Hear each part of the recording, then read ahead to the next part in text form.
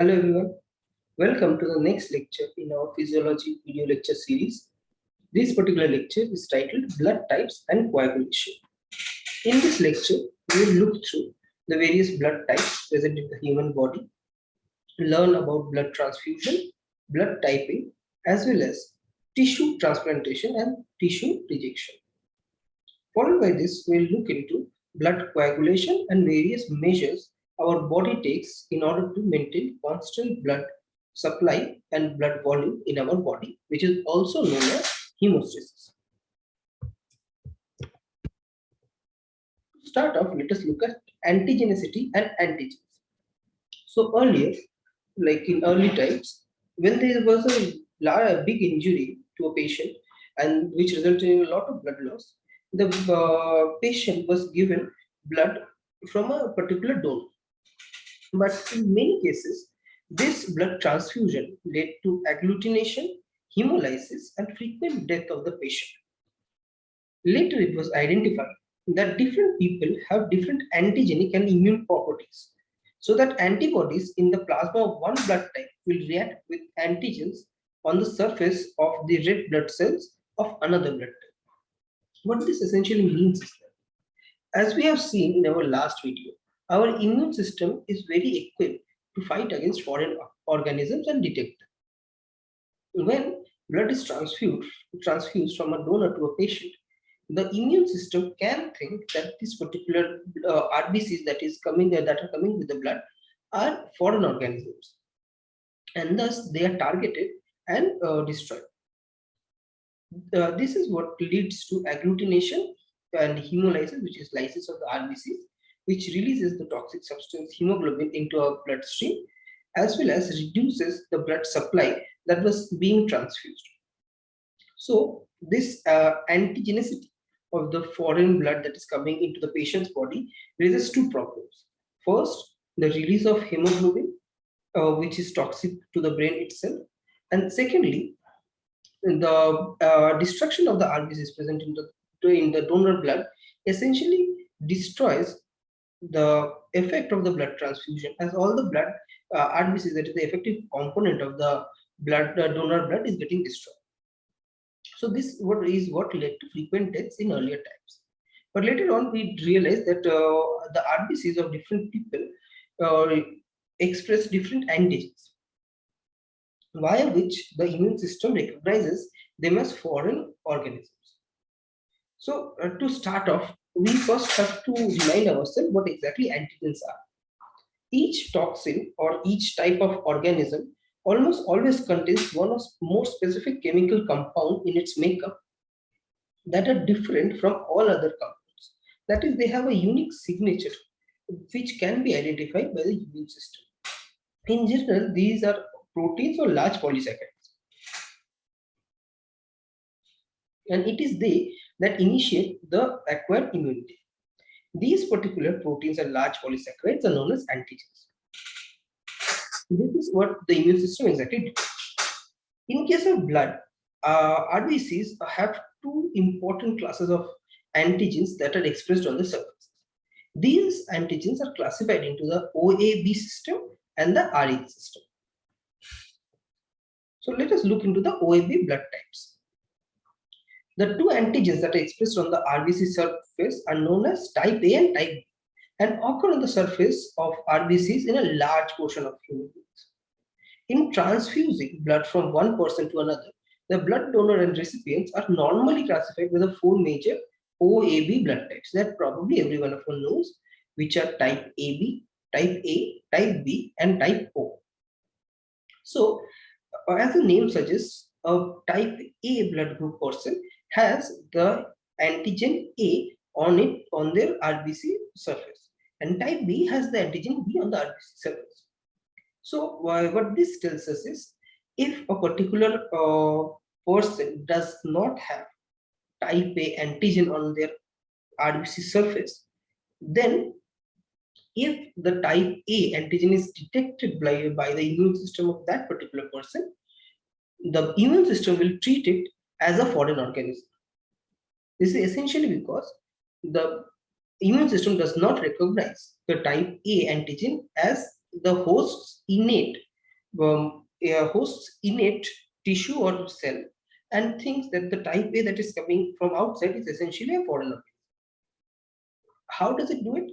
So if a person has a type A agglutinogen, which is the type A antigen that is present on the RBC surface, then if the person contains the type A agglutinogen on his RBC surface, then the person will not have the anti-A agglutinin or the anti-A antibody.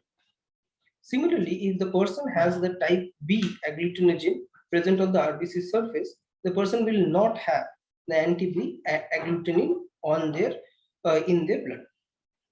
So a person having a which is when type A or B agglutinogen is not present in a person's red blood cell, antibodies known as anti-A, anti-B agglutinins develop in the plasma. Whereas the type O contains both anti-A and anti-B, because the RBC surface of the type O person does not express either type A or type B agglutinogen, whereas type AB contains both type A and type B agglutinogen, and thus their blood does not contain any agglutinins or the anti-A and anti-B antibodies. So we have here two tables. Let us look at this one first. This particular table tells us how exactly blood typing is done. So first, the blood sample for a particular patient is dropped onto a paper strip, and then the anti-A and anti-B anti-A and anti-B antibodies are poured onto the blood sample. If we see agglutination, as we can see here, we will say that that particular blood sample contained the type A antibody, a type A agglutinogen. So that is the type A antigen was present on the RBC surface. Similarly, if we see agglutination in case of anti-B antibody, then the person contains the type B agglutinogen on their RBC surface. And hence, as we can see here, the type AB person contains both type A and type B agglutinogen on the surface, and thus agglutination is seen via both the anti-A and anti-B antibodies. Similarly, in case of type A person, which will obviously have the type A antigen present on the present on the RBCs, the agglutination is only seen with the anti-A antibody. Similarly, the type B person has the type B antigen on their RBC, which is detected using the anti-B antibody, and agglutination is seen there. But only in the case of type O, where no antigen is present, no agglutination is seen either with the anti-A or anti-B antibodies. This is how blood typing is done, and person's blood, what the blood type of the person can be determined. So we have a quick recap of that particular this data in this table as well. So this shows us the blood group of the person, and if anti-A antibody or anti-B antibody is present in the blood or not. Type O person contains type O person contain neither type A or type B antigen on their surface. That is why both anti-A and anti-B will give a negative result, as we can see right here. Whereas type A person will give a positive result with anti-A, but a negative result with type anti-B. Type B person will give a negative result with anti-A, but will give a positive agglutination with anti-B antibody. And finally, the type AB person will give a positive result with anti-A and anti-B both, as we can see right here. So this is how blood typing is done. And this is, and during blood transfusion, the OAP system is definitely followed in order to prevent any rejection of blood type or agglutination of the blood of the donor as it is transfused into the patient's body. Next, we come to the next major system of blood type, which is the RH blood type. So under the Rh antigens, there are actually 6 common types, which are known as the Rh factors. But because of the manner of inheritance of these Rh factors, each person has either one of 3 pairs of antigens. So these antigens are capital C, capital D, and capital E, and the other allele is small c, small d, and small e. So a particular person, if he inherits one particular Rh pair, then he is known as Rh positive, while the other pair, that is a small one, denotes Rh negative. So this Rh positive and Rh negative is also a major thing that is looked into while blood transfusion. But there is a key difference between the OAB system of antigens and the Rh system of antigens present on the RBC surface. The difference is that if the OAB system is not followed, that blood transfusion is done without looking at the OAB system, the plasma agglutinins responsible for causing transfusion, the plasma agglutinins, that is the antibodies that detect the foreign RBC surface proteins, develop simultaneously. Whereas in Rh system, spontaneous agglutination or agglutinin formation almost never occurs. So in the OAB system, the body instantly recognizes the donor blood as foreign and the immune system is primed to act instantly against it. Whereas in the case of Rh system, that is not the case, and thus the body requires time in order to form antibodies. In case of Rh antigen especially, the person must be massively exposed to the Rh antigen, such as transfusion of blood, develop blood containing Rh antigen before enough agglutinins to cause a significant transfusion reaction will develop. Thus, a mild delayed transfusion reaction occurs, but an immediate severe reaction can only occur if the person is already immunized against Rh antigen. So, if a person receives blood for the first time, which is not matching their Rh blood, so a Rh positive person receives Rh negative blood for the first time, the immune system takes time in order to recognize the particular antigen. And after this recognition is done, even after this recognition is done, the reaction is mild. But in case this person has already received Rh negative blood from a donor and has taken Rh negative blood for the second time, then a severe reaction will occur, and which is comparable to the reaction that will occur when the OAB system is not recognized, and this can be very harmful to the patient themselves. So what exactly is the transfusion reaction we are talking? If donor blood of one blood type is transfused into recipient who has another blood type, a transfusion reaction is likely to occur, in which red blood cells of the donor blood are agglutinated. All transfusion reactions eventually cause either immediate hemolysis, resulting from hemolysis, or later hemolysis, resulting from phagocytosis of the agglutinated cells.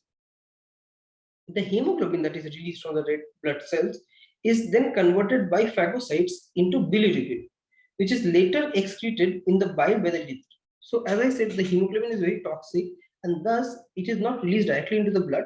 But if enough phagocytes are able to process the hemoglobin, it is converted into bilirubin, which is a pigment and is also dangerous in high concentrations, but is normally excreted in the form of bile by the liver.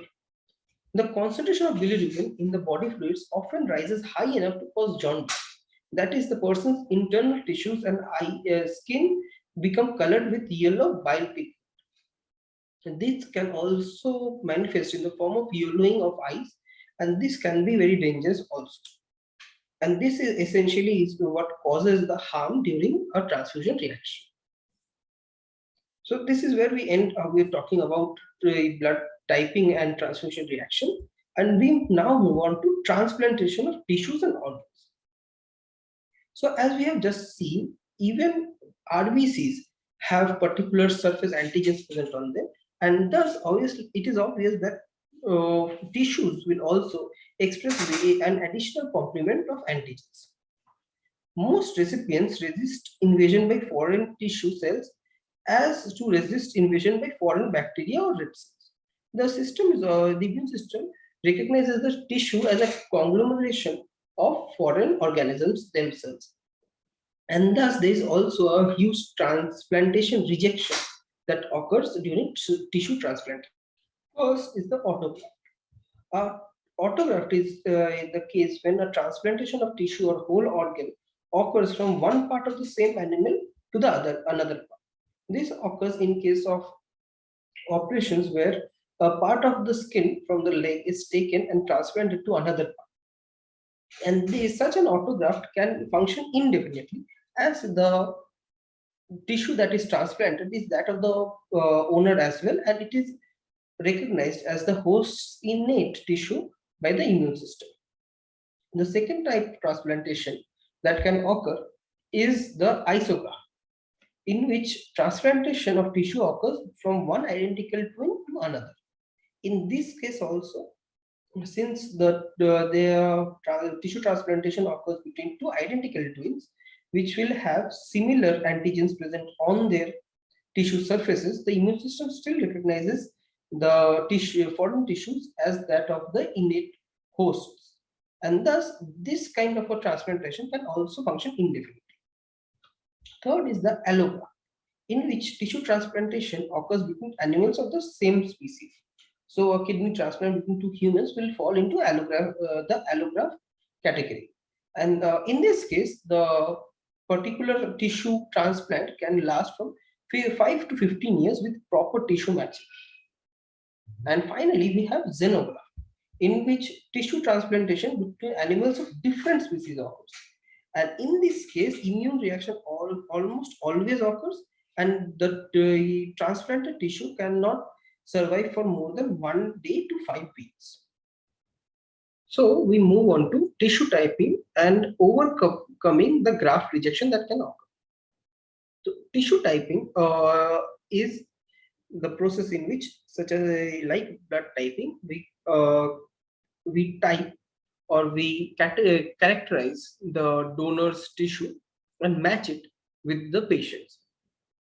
The most important antigens for causing graft rejection are a complex called the HLA antigens.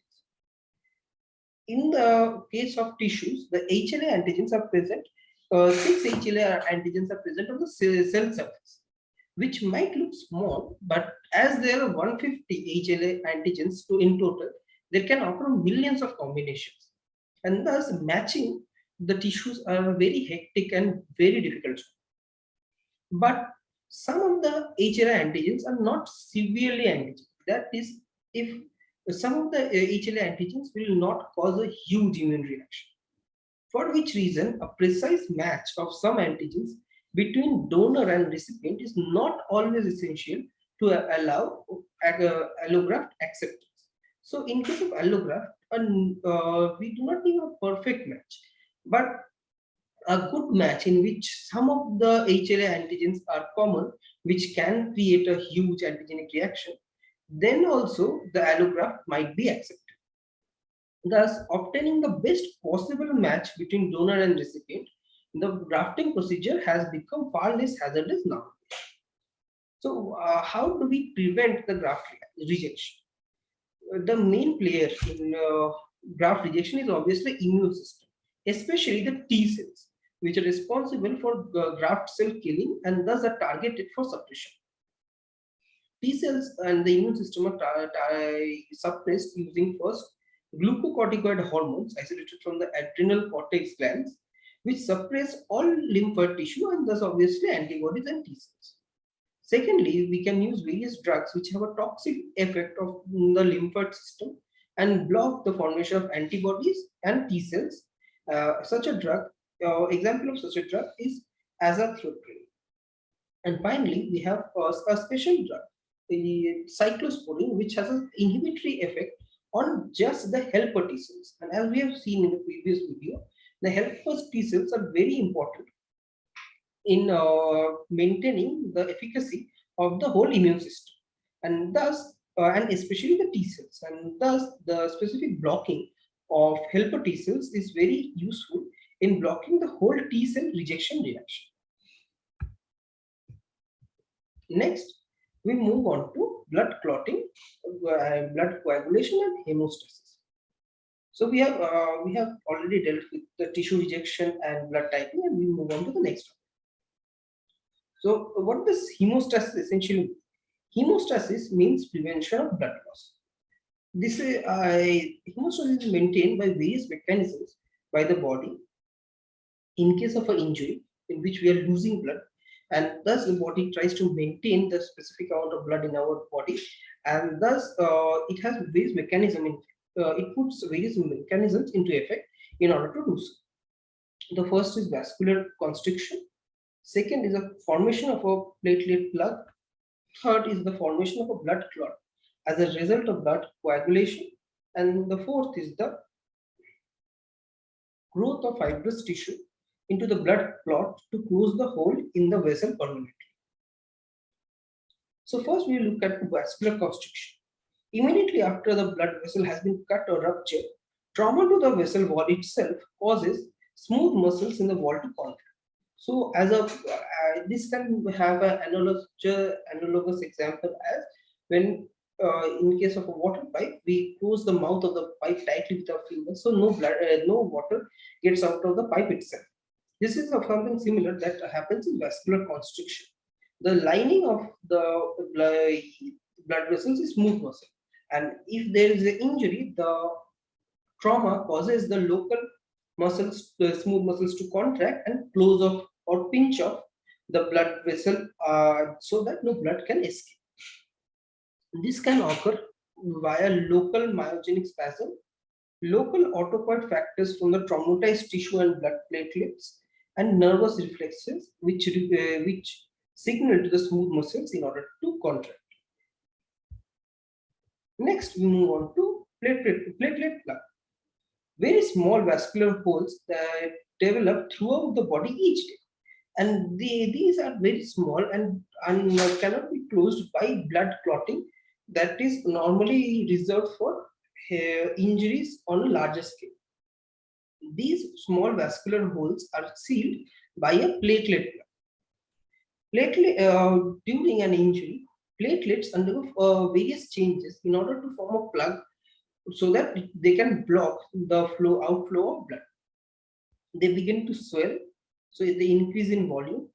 They extend numerous pseudopodia which protrude on their surfaces. They release various granules which have active surfaces in order to make them sticky, so that they adhere to the collagen in the tissues as well as to each other. And finally, they release large amounts of ADP and enzyme thromboxane A2. The thromboxane A2 and ATP act in order to activate other platelets, and thus within movements, we have a large amount of sticky large platelets that join to each other and to the collagen present on the blood vessel wall in order to close the plug itself. Subsequently, fibrin threads, which are like a filamentous protein, which form a cross-linking structure all around the platelet plug in order to form an unyielding plug which blocks the flow of blood. So this was the blocking of blood using a platelet plug. Both of these mechanisms, vascular constriction and platelet plug, are reserved for smaller blood tissue injuries, blood vessel injuries, and ruptures. But in the case of larger injuries, we move on to blood clotting itself. So what exactly is a blood clot? Blood clot is a network of platelets, blood cells, and plasma which prevent blood loss. A blood clot after an injury begins to form within 15 to 20 seconds. And within 3 to 6 minutes after the rupture of the vessel, the entire opening or broken end of the vessel is filled with the clot. So this is how the clot progresses. First, injury causes a severing of the vessel, which is then we see platelet starts agglutinate in one end of the vessel. fibrin appears and a fibrin clot forms.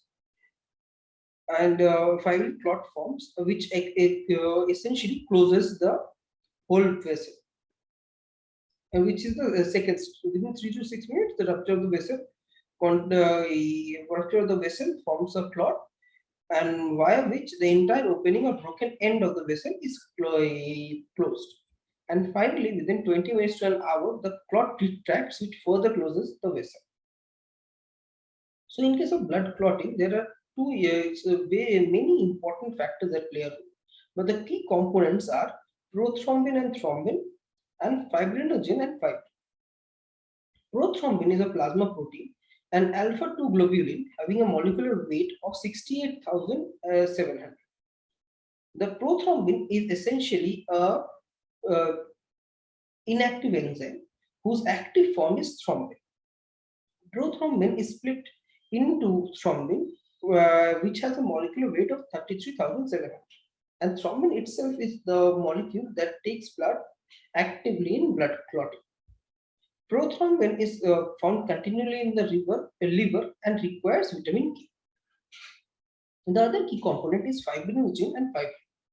Fibrinogen is a high molecular weight protein with a molecular weight of 340,000 that occurs in the plasma. Thrombin is a proteolytic enzyme it cleaves proteins, which removes 4 low molecular weight peptides from each molecular fibrinogen. These fibrin monomers spontaneously polymerize in order to form fibrin fibers. So the fibrin monomers that are cleaved off by thrombin join together in order to form fibrin fibers. The fibrin fibers form the reticulum or the network that enmeshes and cross-links the various platelets, blood cells, as well as plasma in order to form the clot. So these were the key mechanisms and what exactly blood clot is. Let us move on to the general mechanism of clot formation. In response to rupture of a vessel or damage to the blood itself, a complex cascade occurs which forms an active substance known as prothrombin activator. The prothrombin activator catalyzes the conversion of prothrombin to thrombin. As we just see, the prothrombin active enzyme is converted to thrombin in the presence of calcium via the prothrombin activity. Thrombin then cleaves fibrinogen into fibrinogen monomers, which spontaneously, in the presence of calcium, form the fibrin fibers. Fibrin fibers are stabilized by the activated fibrin stabilizing factor, which whose in order to make which thrombin is required as well. And finally, the fibrin fibers cross-link with other fibrin fibers in order to make the clot's network and essentially act as ropes in order to bind the various blood cells and plasma and platelets in order to form the clot. Thus, in the whole process of the clot formation, the rate limiting factor is the formation of the prothrombin activator. So there are two mechanisms by which the prothrombin activator can be formed. This is one is the extrinsic pathway that begins with trauma to the vascular wall and surrounding tissues, and the other is the intrinsic pathway that begins in the blood itself. In both the extrinsic and intrinsic pathways, a series of different plasma proteins known as blood clotting factors play major roles, and most of these are essentially inactive proteolytic enzymes, which when converted to their active form, begin a cascade of chemical reactions which end up in formation of the blood clot. So first, let us look at the extrinsic pathway for initiating clotting. The first step in the extrinsic pathway, as we just discussed, is tissue trauma. So injury to the tissue, which releases a tissue factor or thromboplastin into the blood itself. Thromboplastin acts on the factor 7. So there are various blood clotting factors that are present in the blood. They range they are characterized in the form of in the form of Roman numerals. So factor 7, 10, 8 are all present, and they play crucial roles in the blood clotting process. So these are the various inactive enzymes that we are talking about. So we in these particular reaction schemes or in the pathway reaction cascades, we will see the various action of the blood clotting factors themselves.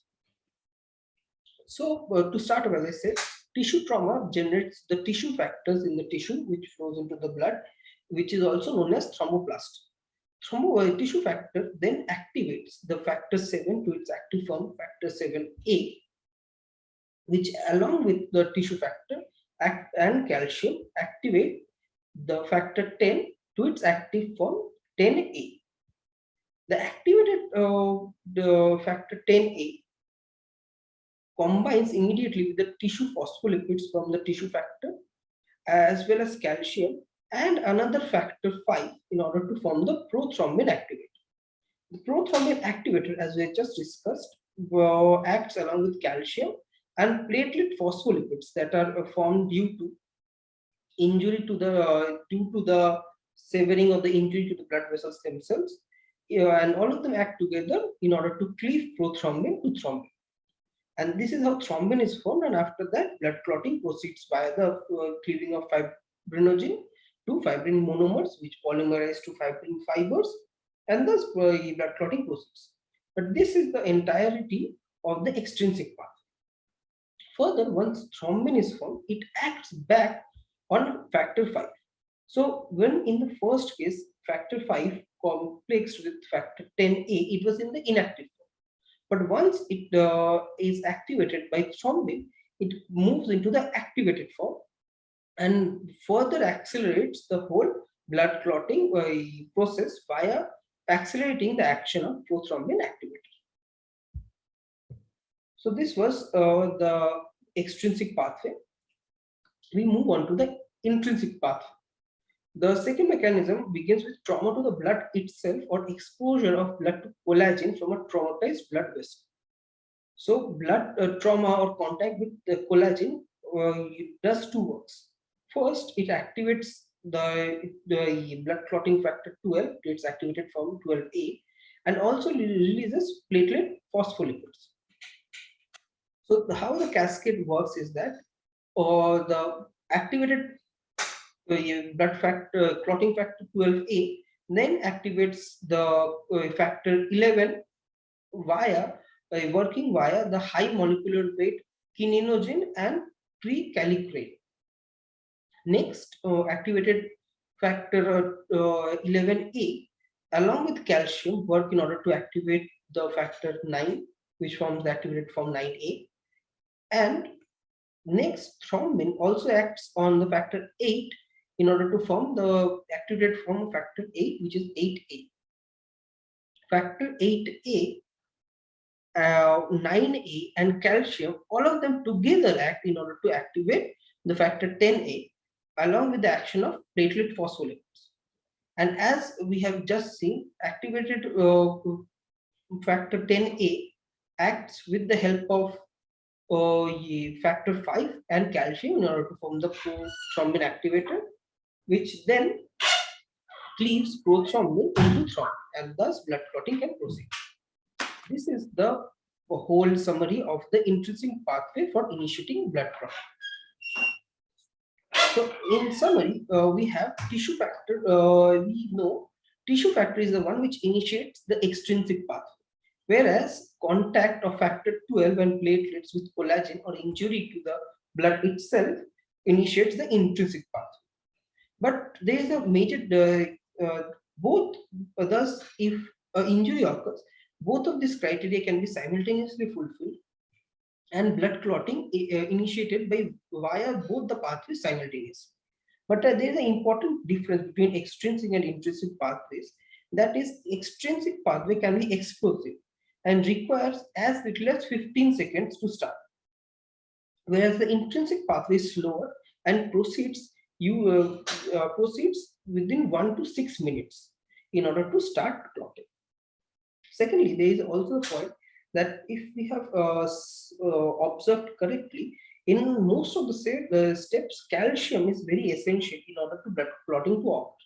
This is a very important knowledge in case of storage of blood. So if we can chill it out calcium using various chemicals, then blood clotting cannot occur. And this is the process that is used to store blood. Next, we move on to the fact that obviously in normal conditions, blood clotting does not occur. So what, and it is also obvious that when the blood, there is no injury, there should not be any clot forming and blocking up our normal blood vessels. But how does it happen that blood clotting does not occur during normal processes? This is done via intravascular anticoagulants. The most important factors preventing clotting in normal vascular system are endothelial surface factors, which is the smoothness of the endothelial cell surface, which prevents the intrinsic mechanism, a glycocalyx layer which repels platelets, and the protein thrombomodulin, which binds to thrombin, which thus preventing any kind of blood clotting to proceed. And secondly, there are also anticoagulant protein present in the blood itself, which include antithrombin 3 and heparin, which inhibit blood clotting, and also fibrin fibers themselves also have produce a negative feedback on the whole blood clotting process and prevent the clotting of blood. Finally, when the process of blood clotting has occurred and the blood vessel has enough time to repair itself, the blood clot must finally be removed, and thus there is the process of lysis of the blood. The plasma protein contains a euglobin called plasminogen, which when activated forms the substance known as plasmin. Plasmin is a proteolytic enzyme that digests the fibrin fibers and some other coagulants such as fibrinogen, factor 5, 8, prothrombin, and factor 12. So plasmin essentially destroys the fibrin fibers and the blood clotting factors, and thus lyses the blood clot and prevents blood clot to form again. So this was what we had for today. We have looked into blood typing, transfusion of blood between donor and patient, the tissue transplantation, tissue rejection, and prevention of graft rejection. Followed by that, we looked into the process of hemostasis, that is the process via which our body maintains our blood volume and prevents blood loss in the face of an injury, and looked at various methods of hemostasis that occur in our body, especially concentrating on blood clotting. We have seen both the mechanisms of blood clotting, the intrinsic and extrinsic mechanism, and learned what the mechanisms themselves are, as well as the difference between them. So finally, I would like to thank you for listening to this video.